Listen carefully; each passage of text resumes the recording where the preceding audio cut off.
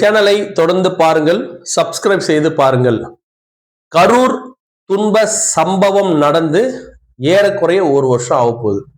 இன்னும் இந்த கரூர் பிரச்சனை முடிக்கவே மாட்டாங்க. கரூருடைய வழக்கு பார்த்தா முதல்ல தமிழ்நாடு அரசாங்கம் போட்டுச்சு.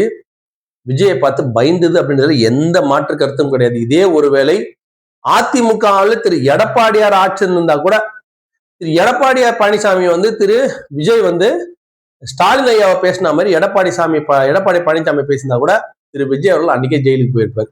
எந்த மாற்றமும் நடந்திருக்காது. அது கூடயே பாத்தீங்கன்னா அந்த ஒரு மாசம் எல்லாரும் செல்போனை ஆஃப் பண்ணிட்டு எந்தெந்த ஊருக்கு போனாங்க, எங்கெங்க இருந்தாங்கன்னு இந்த சிடிஆர் நிர்மல்குமார்லாம் ஒரு வாரம் கழிச்சு தான் வெளில வராரு.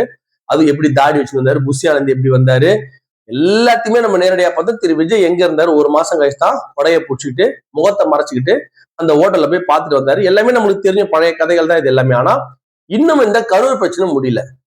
என்ன பண்றாங்க, கரூர் சம்பந்தமான விஷயங்கள் எல்லாமே பேச பேச பேச எல்லாமே தவறா சித்தரிக்கப்படுகிறது. இதுதான் உண்மை.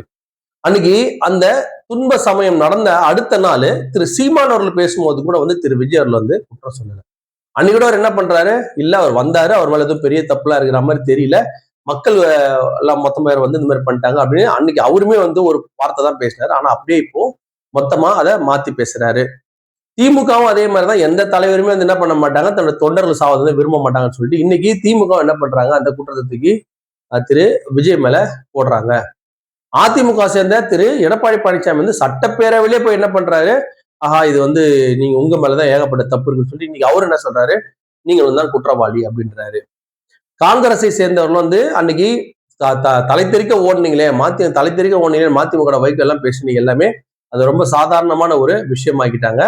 பிஜேபியும் அதே மாதிரி அப்ப என்ன பண்ணாங்க, இல்ல இது விஜய் மேல தப்பே கிடையாது, திமுக மேலதான் தப்பு எல்லாமே சொல்லிட்டு ஏதோ ஒரு கூட்டத்தெல்லாம் கூட்டி நிர்மலா சீதாராமன் எல்லா வேலையும் விட்டு இங்க என்னமோ இந்த வேலைக்காக அவங்க உயிரே கொடுக்குற மாதிரி அவ்வளவு ஒரு முக்கியத்துவம் கொடுத்து அன்னைக்கு திமுகவோட பேரை கெடுக்கணும் அப்படின்றதுனால எல்லாம் பண்ணாங்க. ஆனா பொதுமக்களுக்கு ஒரு விஷயம் ரொம்ப தெளிவா தெரியுங்க, அந்த கரூர் துன்ப சம்பவத்துக்கு முதல் காரணம் யாருன்னா திரு விஜய் அவர்கள் அப்படின்றதுல என்னைக்குமே யாருமே மாத்தி பேச வேண்டிய அவசியம் இல்லை. சரி, இதை தாவேகா எதிர்த்து பேசும்போது சொன்ன அந்த வாக்குறுதிகள் என்னென்ன சொன்னாங்க, எதனால இந்த துன்ப சம்பவம் நடந்தது, எதனால இந்த ஒரு கொடுமையான இந்த நெருக்கடி ஏற்பட்டு நெரிசல் இத்தனை பேர் செத்தாங்கன்னு சொல்லிட்டு தாவேகா ஒரு லிஸ்ட் சொல்லிச்சு. உங்களுக்கு தெரியும், ஆசிட் அடிச்சாங்க, கத்தி வச்சு கீறினாங்க, போலீஸ் இந்த மாதிரி பண்ணிட்டாங்க. இது எல்லாமே நடக்க ஒரே காரணம், இப்ப ஒரு இடத்துல ஒரு கோயில் திருவிழா இருக்குன்னு வச்சுங்களேன், அந்த கோயில் திருவிழால ஒரு 1,00,000 பேர் 2,00,000 பேர் கூடுறான். திருச்செந்தூர் கோயில்ல ஒரு 1,00,000 2 பேர் 2,00,000 பேர் கூடுறான். அப்ப அப்படின்னா அந்த 1,00,000 2,00,000 பேர் எதுக்கு வந்துக்கிறான்னா அந்த இறைவனை பார்க்கறதுக்காக வரான். ஒரு இடத்துல விமான சாகசம் நடந்தது. அந்த இடத்துல ஞாபகம் உங்களுக்கு, சென்னையில் நடந்தது ஒரு 2 வருஷத்துக்கு முன்னாடி. அப்ப பாத்தீங்கன்னா ஒரு 15,00,000 பேர் வந்துட்டான். அந்த இடத்துல பெரிய பீச்சிலேயே 15,00,000 பேர் வந்துட்டான். அது வானத்துல பறக்கிற விமானம், அதை பார்க்க ஒரு 15,00,000 பேர் வந்துட்டான். அப்ப அது அந்த விமான சாகசத்தை பார்க்க வந்த ஒரு கூட்டம். அது போல இது திரு விஜய் அவர்களை பார்க்க வந்த கூட்டம். இதுதான் ஃபர்ஸ்ட் ஸ்டெப். இப்போ இதுல இத்தனை கூட்டம் வர்றதுக்கு காரணமா இருந்தது யாருன்னா திரு விஜய் அவர்கள். சோ இதுல நல்லது நடந்தாலும் கெட்டது நடந்தாலும் முதல்ல யார சார்னா திரு விஜய் அவர்கள சார். இந்த கரூர் கூட்ட நெரிசல் பாத்தீங்கன்னா 12 மணிக்கு வராம 7 மணிக்கு வந்தாரு அப்படின்றத நம்ம ஏன் மறுக்கிறோம் அப்படின்னா, அவங்க தாவேகா சொல்றது நம்ம ஏத்துக்கலாம். 3 to 10 பர்மிஷன் வாங்கியிருந்தோம் சொன்னாங்க. 3 to 10 எப்போனா வருவோம் அப்படின்னு சொல்லிதான் அதனுடைய டைமிங். நாங்க 7 மணிக்கு வந்தோம் அப்படின்னு சொல்றாரு. இருக்கட்டும், தப்பு கிடையாது. ஆனா 12 மணிக்கு ஒரு இடத்துல மீட்டிங் முடிச்சுட்டு இங்க வர்றதுக்கு 7 மணி நேரம் ஆக வேண்டிய அவசியம் கிடையாது. அப்ப ஏன் 7 மணி நேரம் ஆக்கப்பட்டது அப்படின்றத அங்க கேள்வியா வருது. 7 மணி நேரம் ஆக்கப்பட்டது எதனால் அப்படின்னா, அங்க கூட்டம் சேர வேண்டும் அப்படின்ற ஒரு காரணத்தினாலதான். அதனாலதான் அந்த கூட்ட நெரிசலுக்கு காரணம் திரு விஜய் அப்படின்றது பொதுமக்கள். நீங்க கட்சியெல்லாம் விட்டுருங்க, இதெல்லாம் விட்டுருங்க. அதெல்லாம் யார் சொன்னாலும் பொதுமக்களுக்கு தெரியும். எதை இது இவன் சொல்றது உண்மையா இவன் சொல்றது பொய்யான்னு சொல்லி பொதுமக்களுக்கு தெரியும். கிட்டத்தட்ட கரூர்ல அன்னைக்கு சனிக்கிழமை சாயந்தரம் வேற, அன்னைக்கு கரூர்ல எல்லாருமே உங்களுக்கு நல்லா தெரியும், அந்த பிளான் நீங்க நல்லா தான் போட்டிருக்கீங்க. அதுல உங்களுடைய மனசாட்சின்னு ஒண்ணு இருக்கும், அது கண்டிப்பா உங்களை சொல்லும். தாவேகா சேர்ந்த நண்பர்கள் எல்லாருமே இதை தயவு செஞ்சு உணரணும். அவ்வளோ பெரிய கூட்டத்தை திமுக எப்படி கூட்ட முடியும்? அவ்வளோ பெரிய கூட்டத்தையும் வெளியில போக முடியாம தடுத்தது யார்?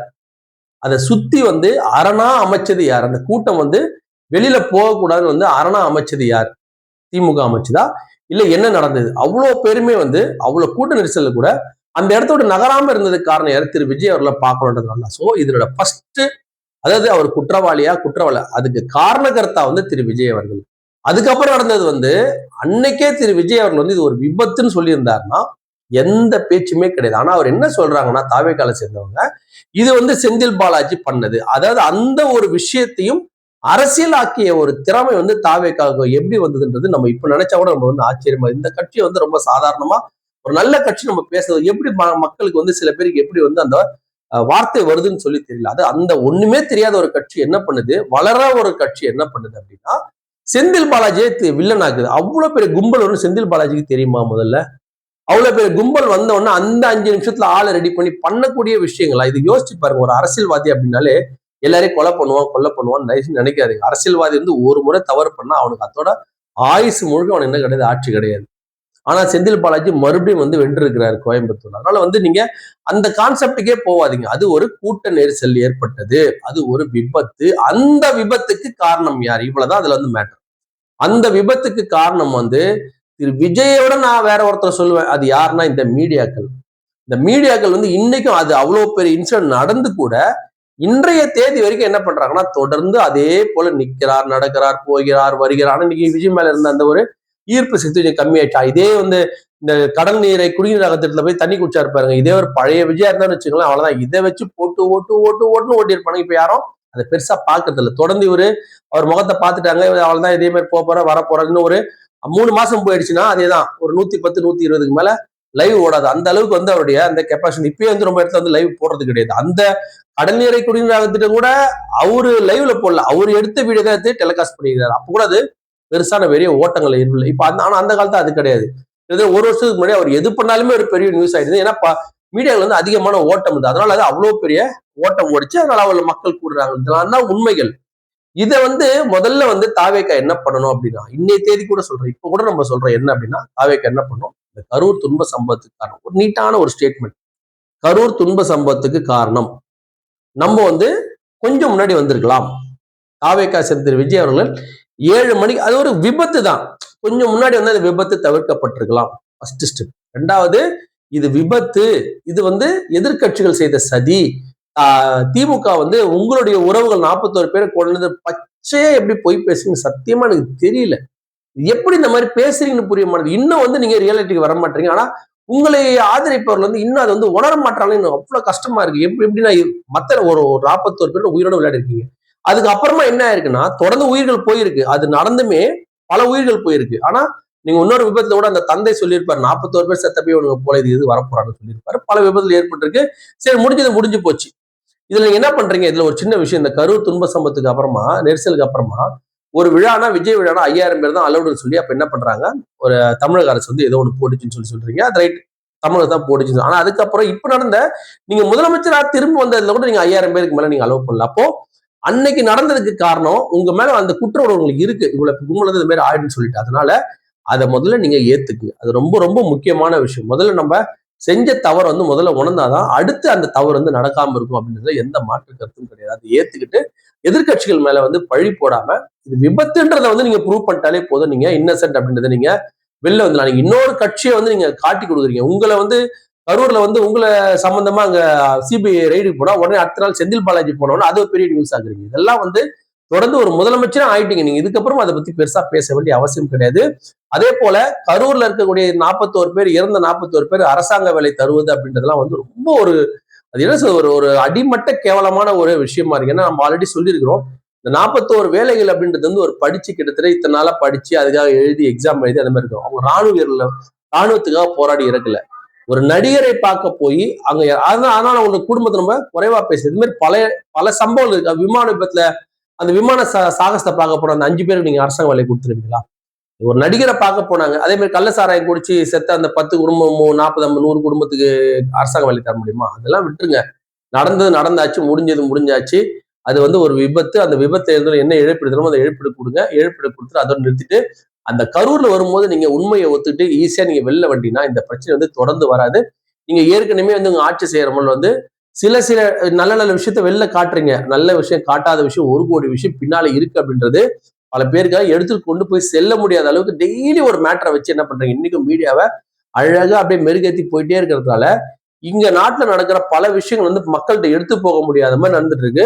எத்தனையோ நீங்க வந்து இந்த பிஜேபியினுடைய சென்ற ஆட்சி எல்லாம் தடுத்து வைத்த சில விஷயங்கள்லாம் வந்து நீங்க ஈஸியா வந்து வழி விடுறீங்க அப்படின்றதெல்லாம் வந்து கேள்விகள் வருது. சட்டம் ஒழுங்கு பிரச்சனை, எல்லாத்தையும் சட்டம் ஒழுங்கு பிரச்சனை இருக்குன்னு எல்லாத்தையுமே சாதாரணமா கடந்து போக முடியாது. மற்ற கட்சிகள் மாதிரி திமுக மாதிரிலாம் சொல்லக்கூடாது. நீங்க திமுக மாதிரி சொல்றதுக்கு அது திமுக இருந்துட்டு போகலாம். நீங்க ஆட்சி நடக்கலையா அப்படின்னு, அந்த ஆட்சி நடக்குதுன்னா வேற ஆட்சிக்கு மாத்தி விட்டாங்க. அதெல்லாம் திங்க் பண்ணிட்டு இந்த மாதிரி விஷயங்கள் வந்து பேச்சுவார்த்தை இல்லாம முடிச்சு விட்டுட்டு புது புது விஷயங்களை பண்ணி, புதுமையான விஷயங்களை பண்ணி நாட்டு மக்கள் நல்லது பேர் நினைக்காம மறுபடியும் இந்த கரூர் விஷயத்தை வந்து எடுத்துன்னு போறது வந்து எந்த விதத்திலையும் நியாயம் கிடையாது. இதுல நீங்க எதிர்கட்சிகளை குறை சொல்வதை விட்டு உங்க கட்சியில் நடந்த விஷயங்களை நீங்க ஈஸியா பட்டியலிட்டினாலே மக்கள்கிட்ட இது மறந்து போவதற்கான வாய்ப்புகள் அதிகமாக இருக்கும்.